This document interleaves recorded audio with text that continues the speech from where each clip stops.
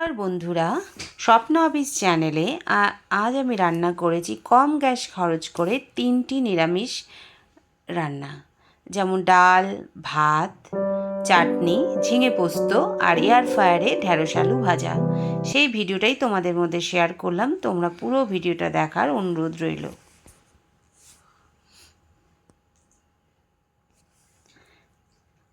চতুর্দিকে তো এখন গ্যাস নিয়ে হাহাকার চলছে। শহর অঞ্চলে 25 দিনের আগে গ্যাস বুক করা চলবে না, গ্রাম অঞ্চলে 45 দিনের আগে। আমরা কি না খেয়ে থাকবো বলো?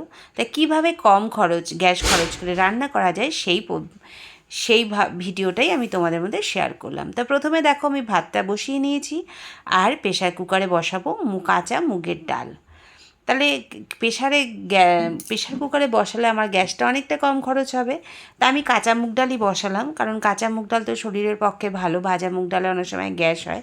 তাই ভালো করে কাঁচা মুগ ডালটাকে ধুয়ে নিলাম, ধুয়ে নিয়ে প্রেশারে বসিয়ে দিলাম সামান্য পরিমাণে জল আর একটু নুন দিয়ে। আর ওইদিকে দেখো ভাত আমার ফুটছে।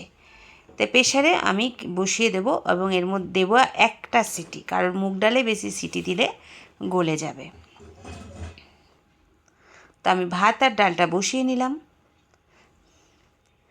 গ্যাস নিয়ে চতুর্দিকে হাহাকার লেগে গেছে মানুষের মধ্যে।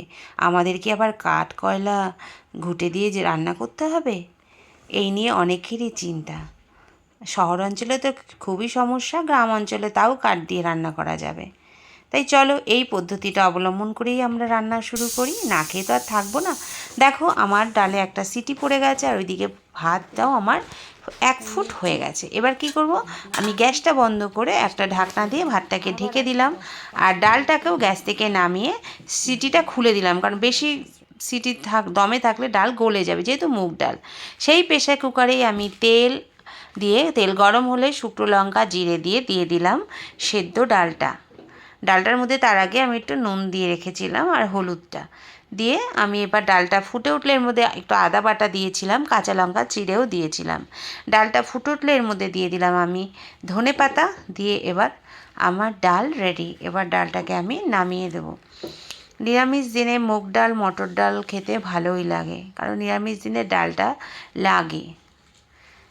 দেখো আমার ডাল রেডি হয়ে গেছে। আমার খুব কম সময়ের মধ্যেই আমার ডালটা তৈরি হয়ে গেল, কারণ কড়াইতে বসে সেদ্ধ করতে গেলে আমার অনেকটা সময় নিত। প্রেশার কুকারে আমার জলদি হয়ে গেল। কিছুক্ষণ বাদে, মিনিট 10 বাদে ফিরে এসেছি, দেখো আমার ভাত হয়ে গেছে। ঢাকনাটা খুলে দেখলাম ভাত হয়ে গেছে। গ্যাসের আগুনটা আবার জ্বালিয়ে দিলাম। কিছুক্ষণ ভাতটাকে ফুটিয়ে নিয়ে আমি এবার মাঠটা গেলে নেব। তাহলে এখানেও আমার গ্যাস সাশ্রয় হলো, কারণ মানে গ্যাস বন্ধ করে ভাত এতক্ষণ মনে মনে সেদ্ধ হয়ে গেছিলো। এইবার আমি বানাবো চাটনি। আবার আমি সেই প্রেশার কুকারটাই বসিয়ে নিলাম। বসিয়ে তার মধ্যে তেল দিলাম, তেল গরম হতে দিয়ে দিলাম শুকনো লঙ্কা আর সর্ষে। এবার এটা ভাজা হওয়ার সময় দেবো। এটা ভাজা হয়ে গেলে এর মধ্যে দিয়ে দেবো টমেটোর সেদ্ধ হতে তো অনেক সময় লাগে, তোমরাও জানো। তার জন্য আমি প্রেশার কুকারের পথই অবলম্বন করলাম, কারণ আমার খুব চটজলদি টমেটোটাও সেদ্ধ হয়ে যাবে, আমার গ্যাসটাও বাঁচবে। দেখো আমার সর্ষে শুকনো লঙ্কা ভাজা হয়ে গেছে। এবার এর মধ্যে দিয়ে দিলাম কাঁচা টমেটোটা। একটু নাড়াচাড়া করে এর মধ্যে দিয়ে দেবো নুন আর হলুদ। আমি কিন্তু এখানে কোনো জল ব্যবহার করব না, কারণ টমেটোতে নুন দিলে এমনি জল বেরিয়ে আসে। তারপরে এটাকে আমি প্রেশারে ঢাকনা দিয়ে বসিয়ে দেব দমে।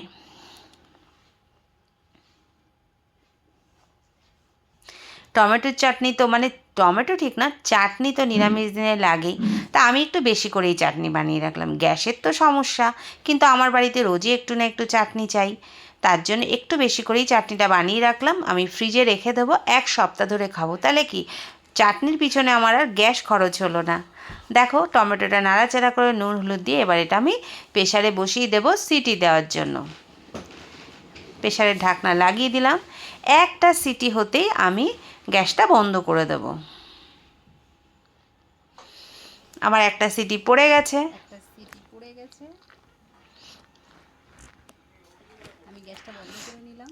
এবার প্রেশার কুকারের সিটিটা তুলে হাওয়াটা দমটা বার করে আমি এবার প্রেশার কুকারের ঢাকনাটা খুলে নেব, কারণ টমেটো তো আমার সেদ্ধ হয়ে গেছে। দেখো জল দেয়নি, তাও কত জল বেরিয়ে গেছে। টমেটোতে কত জল বেরায় দেখো। এইবার আবার গ্যাসের আগুনটা ধরিয়ে নিয়ে এই জলটাকে আমাকে শুকনো করতে হবে। এবার টমেটোটাকে ভালো করে খুন্তি দিয়ে ঘেটে এটাকে আমি ম্যাশ করে নিলাম, মানে ঘাটা ঘাটা করে নিলাম। তারপরে এর মধ্যে দিয়ে দেবো একটু তেঁতুল গোলা জল, কারণ টমেটোতে না এখন কোনো টকত্ব ভাব থাকে না। একটু তেঁতুল দিলে বেশ আর এর মধ্যে তো মিষ্টি পড়বেই, টক মিষ্টি চাটনিটা খেতে বেশ ভালো লাগে। দেখো দিয়ে দিলাম একটু তেঁতুল গোলা জল। আজকে আমি আমসত্ত্ব, কিশমিশ, কাজু কিচ্ছুই ব্যবহার করিনি, জাস্ট কাঁচা টমেটো, একটু পাকা তেঁতুল দিয়ে আমি এই চাটনিটা বানিয়ে নিলাম। একটু নাড়াচাড়া করে নিয়ে এর মধ্যে দিয়ে দেব আমি গুড়ের বাতাসা। আমি কোনো চিনি ইউজ করি না, আমি গুড়ের বাতাসাই চাটনিতে দিই, যেহেতু বাতাসাটা দিলে অনেক দিন থাকবো গুড়ের, যেহেতু গুড়ের বাতাসা দিয়ে কিছুক্ষণ সময় দেব বাতাসাটা গলার। দেখো আমার বাতাসাটা প্রায় গলে এসেছে। একটু নাড়াচাড়া করে এর মধ্যে আমি ভেজে রেখেছিলাম কাঠখোলায় 5 ফোড়ন, 5 ফোড়নের গুঁড়োটা দিয়ে ছড়িয়ে দিয়ে নামিয়ে নেব। দেখো আমার চাটনি রেডি, 1 সপ্তাহের চাটনি রেডি। আমি এটাকে ঠান্ডা হলে ফ্রিজে রেখে দেবো। তারপরে আবার প্রেশার কুকার বসে নিলাম। নিরামিষ দিন কী রান্না করব, তাই বানাতে হবে ঝিঙে পোস্ত। কর্তামশাইয়ের হুকুম ঝিঙে পোস্ত করতে হবে, তাই ঝিঙে পোস্ত করতেও তো অনেকটা সময় লাগে, কারণ ঝিঙেতে প্রচুর জল বের হয়।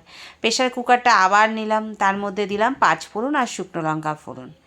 এবার এর মধ্যে দিয়ে দেবো আলুগুলো, ডুমো ডুমো করে কাটা আলু, সেটাকে আমি ভালো করে ভেজে নেব।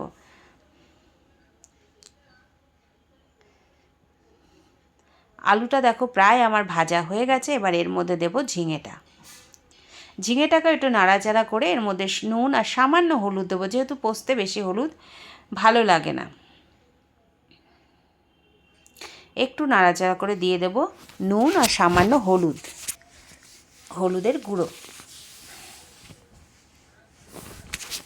ওই 1 চিমটে মতো আমি হলুদ গুঁড়ো দিয়েছিলাম, আর পরিমাণ মতো নুন দিয়েছিলাম।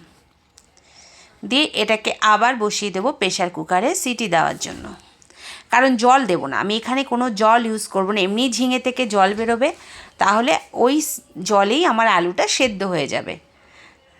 দেখো প্রেশার কুকারে বসিয়ে দিয়েছিলাম।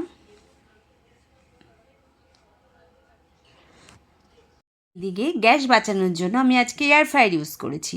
এয়ার ফ্রায়ারে ঢ্যাঁড়স আলু ভাজা করব, তার জন্য ঢ্যাঁড়স আলুটা কেটে এয়ার ফ্রায়ারের মধ্যে নিয়ে তার মধ্যে একটু সামান্য পরিমাণে নুন, হলুদ আর একটু তেল দিয়ে ভালো করে মাখিয়ে নিয়ে বসিয়ে দিলাম এয়ার ফ্রায়ারে 160 ডিগ্রি সেলসিয়াসে মিনিট 12 জন্য। চলো এটা ভাজা হতে থাক, আমি এবার ওই দিকে ঝিঙে পোস্তটা কত দূর হলো দেখে নিই। এইদিকে আমার ঝিঙে পোস্ত মানে ঝিঙের তরকারিটা সেদ্ধ হয়ে গেছে। আমি প্রেশারের সিটি খুলে এটাকে বসিয়ে দিলাম। বেশ খানিকটা জল বেরিয়েছিল, সেই জলটাকে তো টানাতে হবে। কিছুক্ষণ সময় ধরে সেটা জলটাকে টানালাম। ঝিঙেতে কিন্তু কোনো জল দিইনি, ঝিঙের জলই দেখো কতটা পরিমাণে বেরিয়ে গেছে। এই জলটাকে কিছুক্ষণ টানিয়ে নেব, কারণ বেশি ঝোল হলে ভালো লাগে না। তারপরে এর মধ্যে দিয়ে দেবো আমি পোস্ত আর কাঁচা লঙ্কা বাটাটা। আজকে আমার পোস্ত বাটাটাও একটু জল হয়ে গেছিলো, তার জন্য আমাকে খানিকটা সময় টানাতে হয়েছে। খানিকটা বলতে মিনিট 2, খুব বেশি সময় ধরে না, কারণ যখন এই মিক্সার গ্রাইন্ডারটা ধুয়ে জলটা দিয়েছি না, সেই জলের পরিমাণটাই আমার বেশি হয়ে গেছিলো। আর এই দেখো আমি এবার দিয়ে দিলাম এর মধ্যে পোস্ত বাটাটা। এবার এইটা যেহেতু একটু ঝোল হয়ে গেছিলো বলে আরেকটু টানাবো, টানিয়ে তারপরে কাঁচা তেল দিয়ে এটাকে, মানে কাঁচা সর্ষের তেল দিয়ে এটাকে নামিয়ে নেব। তো দেখো আমার ঝিঙে পোস্ত হয়ে এসেছে, জলটাও অনেকটা টেনে এসেছে। আজকে কম গ্যাস খরচ করে কিভাবে রান্না করব সেই ভিডিওটাই তোমাদের সামনে তুলে ধরলাম। গ্যাস যদি বাড়িতে নাই থাকে আমরা খাবো কী করে, কিন্তু আমাদের তো খেতে হবে, কিভাবে করব, তাই প্রেশার কুকার ইউজ করে রান্নাগুলো কমপ্লিট করলাম এবং তোমাদের মধ্যেই শেয়ার করলাম। তো আজকের ভিডিওটা তোমাদের যদি ভালো লেগে থাকে অবশ্যই এটা লাইক করবে, কমেন্ট করবে এবং শেয়ার করবে। আর যারা নতুন তারা আমার চ্যানেলটাকে অবশ্যই সাবস্ক্রাইব করবে আর বেল আইকনটা অবশ্যই প্রেস করবে, তাহলে নতুন ভিডিওর রেসিপি নোটিফিকেশান তোমাদের কাছে খুব তাড়াতাড়ি পৌঁছে যাবে। আর এই দেখো আমার এদিকে এয়ার ফ্রায়ারে হয়ে গেছে ঢ্যাঁড়স আলু ভাজা, খুব কম তেলে, কম মানে কি সামান্য থেকে সামান্যতম তেলে, কম তেল আবার গ্যাসও কম। আর আজকে ছিল আমার শনিবারের থালি, ভাত, ডাল, ঝিঙে পোস্ত, ঢ্যাঁড়স আলু ভাজা, চাটনি, দই, স্যালাড আর লেবু সহযোগে পরিবেশন করলাম।